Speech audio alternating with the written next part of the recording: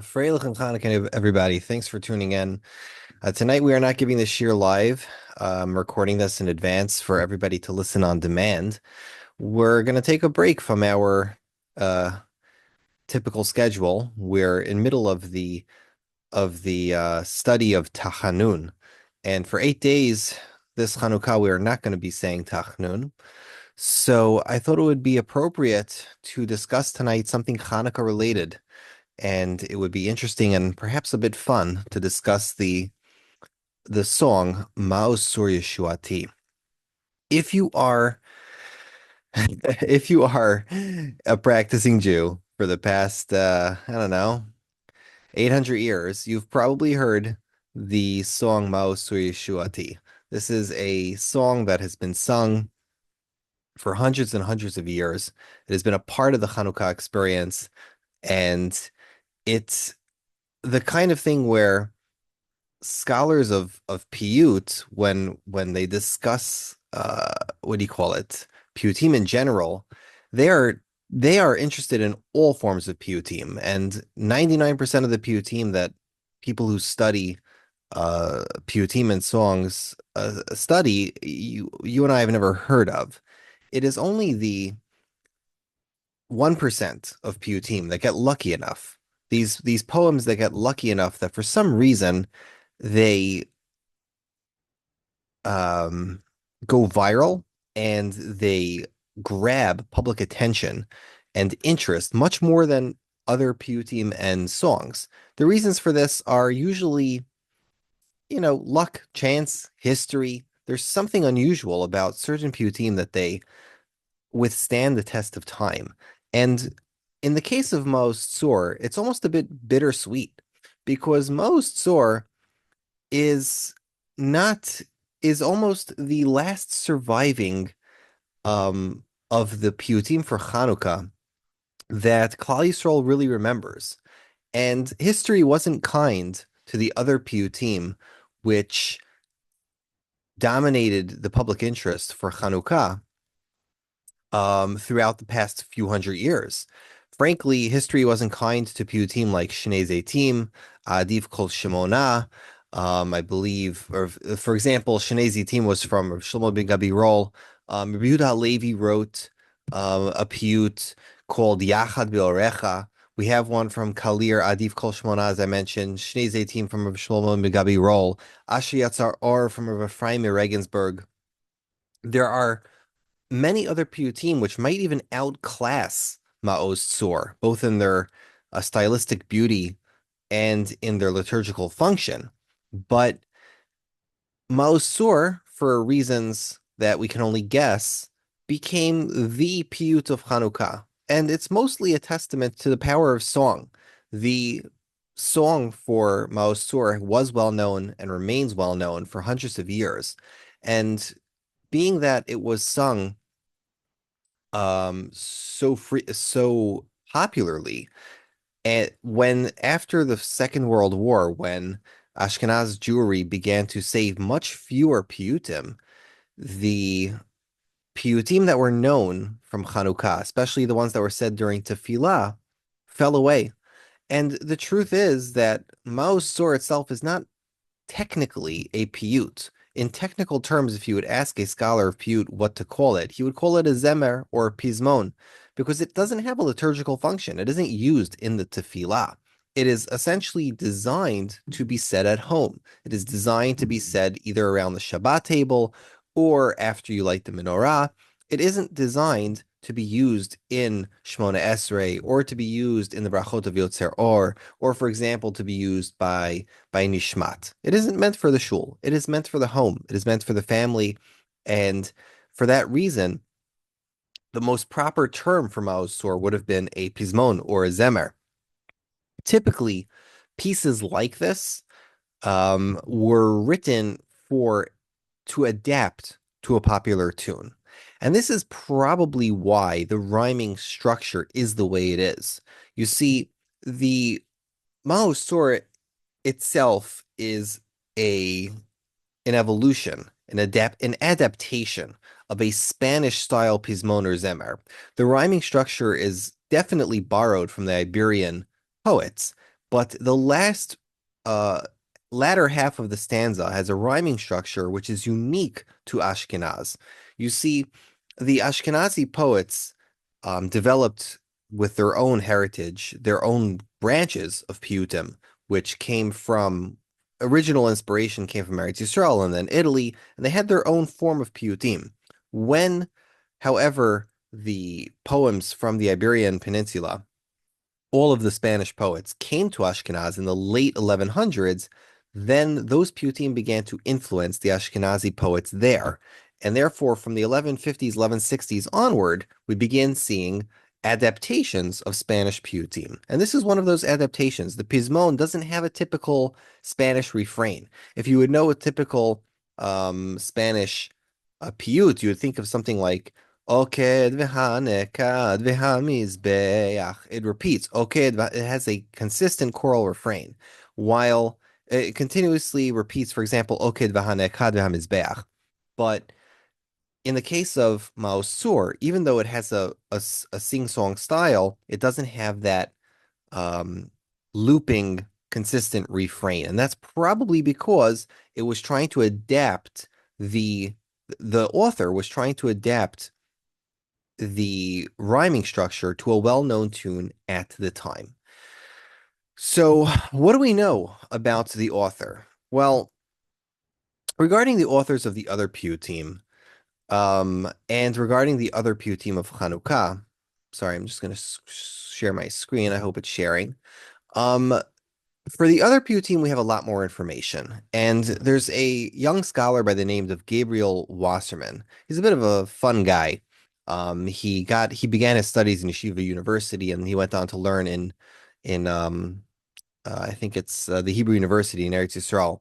He's currently working on one of the Machzori Ashkenaz that Daniel Goldschmidt and Yonah Frankel never got to finish.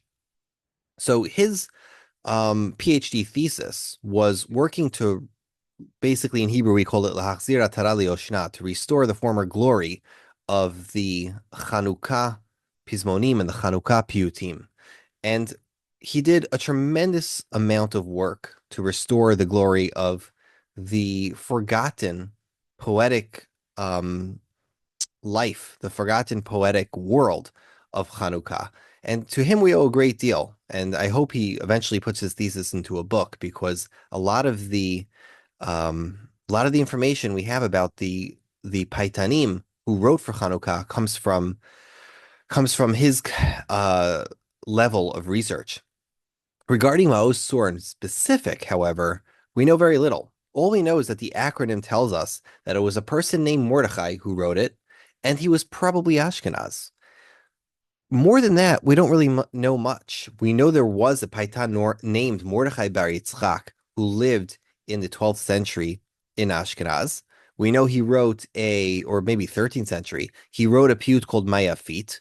But more than that, we don't know anything about him. We don't know if he was a rabbi. We don't know if he was a Paitan. Maoz Tzur is one of those mysteries which has stumped historians and scholars of piyut for a very long time. We don't, um, I think it was even Leopold Sunz, one of the early scholars of piyut. He said it can't be later than the 13th century. And he's probably right because it's mentioned in the Trumat Hadeshen. But nobody until very recently had any good information about when or where it might have been written. So most recently, one of the most recent important pieces of work that have been done on Maoz Tzur was done by Avraham Frankel. Avraham Frankel is the son of Yonah Frankel and the grandson of Daniel Goldschmidt. I don't think he's ever had an official position in a university, but he's been a very productive scholar of Jewish liturgy and poetry. And he wrote a piece on Maoz Tzur, and in his article on Maoz Tzur, he basically wants to formulate an argument that Maoz Tzur is probably written in the vicinity of Worms at the end of the 12th century. And this is how he comes to this argument. He found a manuscript called the Leipzig, that we could call for today's purposes the Leipzig manuscript. In it, there's a couple of piyutim there, and two piyutim that seem to be for the Havdalah of Chanukah, right? These are zemirot that people would sing by Chanukah, by the Havdalah of Chanukah. One of these zemirot has an identical, sorry, both of these Zemirot have an identical rhyming structure to Mao's Tzur. And one of them even borrows languages from Mao's Tzur, like Agagi ben Amidata and Ketz HaYeshua. It's very interesting. The other piyut actually is um, a piyut of Shvach. It's a Thanksgiving poem where it seems that the author, who was Rabbeinu Menachem Bar Yaakov, one of the Balei Tosafot, Rabbeinu Menachem writes a piyut to thank Hashem for the salvation. I'm sorry, did I say they were for the Havdalah of Chanukah? I meant the Havdalah of Purim. The salvation that they had when the city of Worms came under attack, under siege in the year 1201. There was this diplomatic skirmish between Otto IV and Philip of Swabia after Heinrich VI died, I believe it was. They were both vying for the throne. And for a couple of days, Otto IV put Worms under siege. So the Jews, of course, are very nervous under siege because usually their apartments are all by the wall of the city. And the Jews were called upon, of course, to defend the city. So for them, sieges, since they lived near the walls, were always extra terrifying. Now, after the siege, he wrote, which only lasted a few days, because again, the skirmish was mostly political and diplomatic. He wrote a piyut to celebrate the end of that siege, and it's very Purim themed because it was on Zion Adar that the siege ended, and it's the piyut is called Matzur Bata Ha'ir, and the rhyming structure is identical to what's it called? To Mao's Tzur. So I could sing it for you so you'd understand. Matzur Bata Ha'ir v'Ha'ir Hinavocha. You see, he's using the word navocha like Purim. Sivavuni b'nei seir el te'alat ha'berecha. בכל יום צור עברך, צרי מקדים למכה, גן אותה והושתה בצרי איש ניתחה. And then you could repeat it as etc. I could actually share my screen if you want to see the pute yourself in Avram Frankel's article. Now, what's fascinating about this is that Rabbeinu Menachem Bar Yaakov died in the year 1203, and this siege happened in 1201. So if we're looking at our evidence correctly, that would mean that these two piyutim were influenced by the piyut of Mao's Tzur. They clearly knew the piyut of Mao's Tzur if they're copying its rhyme structure, if they're copying its format, and they're even copying its words. Already in the late 12th century, people in Worms were familiar with Mao's Tzur. Now, of course, there's an obvious pushback to this. You could say, and any historian would understand this, this is called the common source theory. You could say, wait a second, all three of these, Mao's Tzur, Matzur Bata, and the other third one that I'm not going to go into right now, the third piyut, those could all have been copying from yet another piyut, or Mao's Tzur itself could be copying from that other from the piyut for Purim for Havdalah. So we don't know for 100% sure that these two are copying Mao's Tzur. It could be that all three of them are contemporaneous, or all three of them are borrowing from a third unknown or fourth unknown source. But it is incredibly persuasive that they are contemporaneous and that all of these were written in roughly the same time frame. And at the latest, you would say it was somewhere between 1160 to around 1190. So if our suspicions are correct that these piyutim, which were written at the end of the 12th century, were influenced by Mao's Tzur couldn't have been written before roughly the year 1160, since they didn't hear about Spanish piyut until 1160. Therefore, it must have been written somewhere in that time frame within those 30 years, somewhere in the vicinity of Worms. So we've made progress. Avram Frankel's work here actually made progress. And because of the special attention, special interest of the public around the piyut of Mao's Tzur, it has seen extra attention from scholars, and therefore he did this extra work to uncover its provenance and its dating. Now, again, scholars of piyut would do this with almost any piyut. It's just that many of those articles you never see and you never hear about because it's incredibly academic and it's boring to most people. But when it is a piyut of public interest, of course, everybody references it, everybody starts talking about it, and it becomes a very popular what's it called, topic of discussion. Now, the last stanza of Mao's Tzur is actually kind of interesting. The Chasov Zera Kodshecha. So there's Long-standing machloket about whether or not this stanza is this stanza original to the to the piyut. Frankel believes without a shadow of a doubt that it is, because essentially the history is like this. The first time we ever find it, I believe, is in the Tzur Hashla, I think from a Michel Epstein. Or there might have been earlier manuscripts of like early printed works from the 16th century that also had it. But essentially his story is like this. He says that, well, there's only three empires listed in Mao's Tzur, right? You have the first empire, which it's that it praises Hashem for saving us from sorry, is Mitzrayim. Then you have Bavel, then you have Paras, and then you have Yavan. But Rome isn't mentioned. And therefore, this last stanza is there to, in his view, in the view of Avram Frankel, the last stanza is there, of course, to fill the final empire.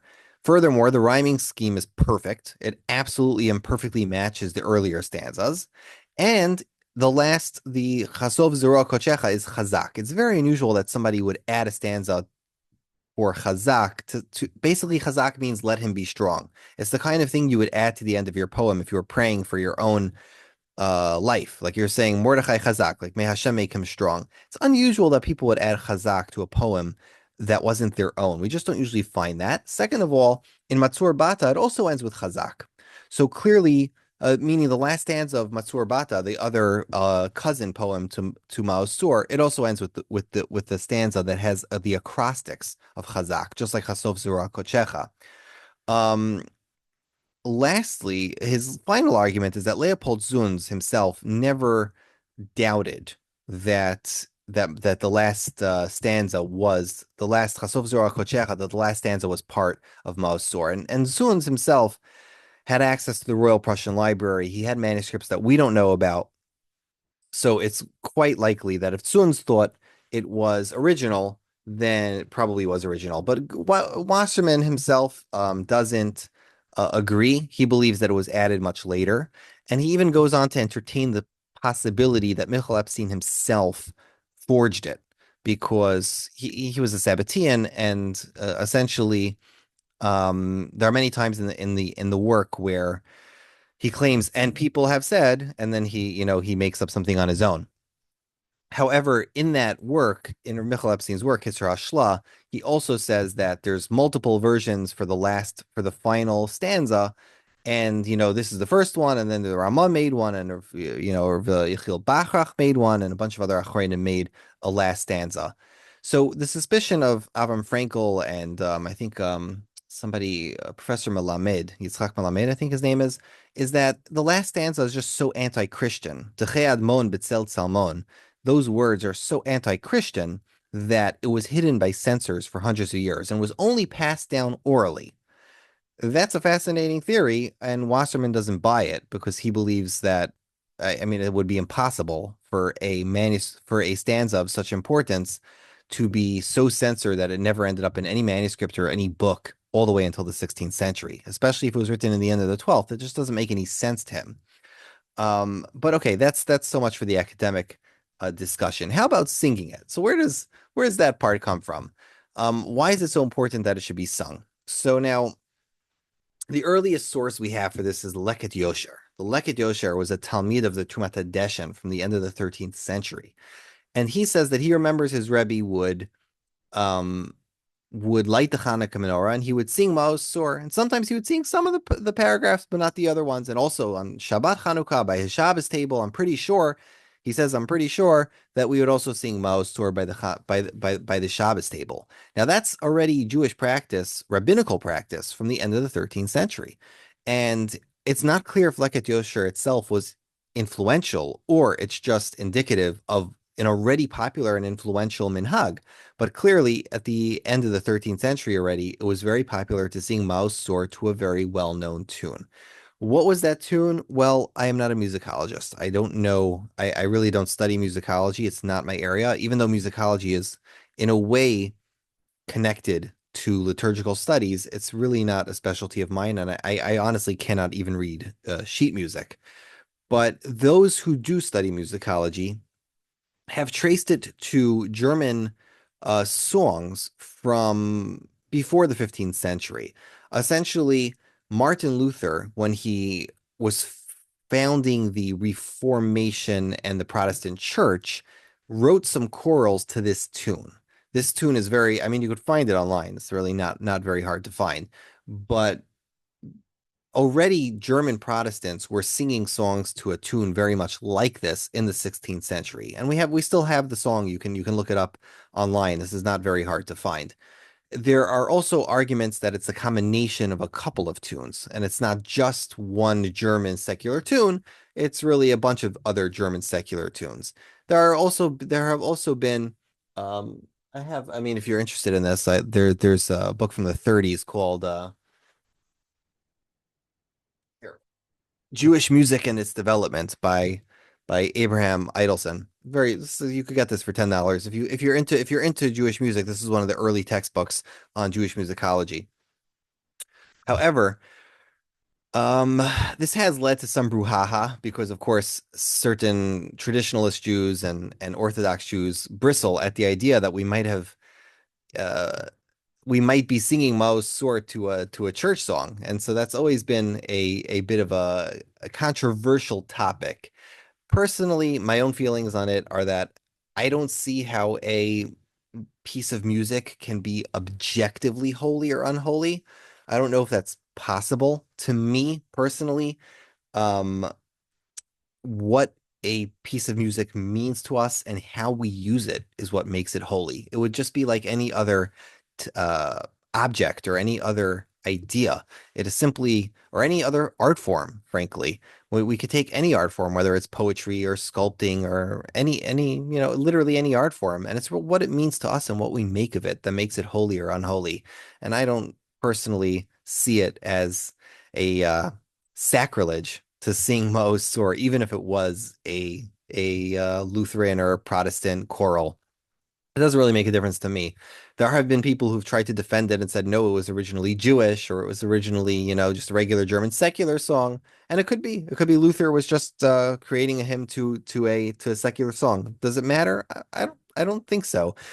Frankly, even the Mao's Tzur song, which is known well today, is itself an oversimplification of a much more philharmonic version of Mao's Tzur. And I would encourage people, if you're interested in music, to go online and view how the orchestras and the chazanim and everybody else sings Mao's Tzur, because the tune that your Mora taught you in first grade was absolutely and definitely a simplification of a much more sophisticated tune. And with that, I will conclude. That is the history of Mao's Tzur as far as we know. There's a couple of other studies on it that I haven't touched on, Yehuda Lipson and a few others, but for the most part, it's one piyut, and it's a bittersweet tragedy that the other piyutim from Rabbi Yehuda Halevi and Rav Shlomo Gabi Roll and Rav Avram ibn Ezra and Rabbi Elazar HaKalir and all the other beautiful piyutim have been forgotten. Frankly, piyutim that in a way outclass it have been forgotten. So I would encourage you to look up Piyutei Chanukah. There's even a Wikipedia article called Shirimu Piyutim LaChanukah. If you really are interested in Mao's Tzur, at least it is a beautiful piyut. It is not a bad, it is really not a poor work of poetry. It is an excellent work of Ashkenazi piyut. However, if you really want to do justice also to the other piyutim from that era. Look at Raphaim Bar Yaakov Regensburg's piyut and explore more because there is so much more to the piyutim of Chanukah that are yet to be discovered. So thank you for your time, for your attention, and everybody should have a Chanukah Sameach.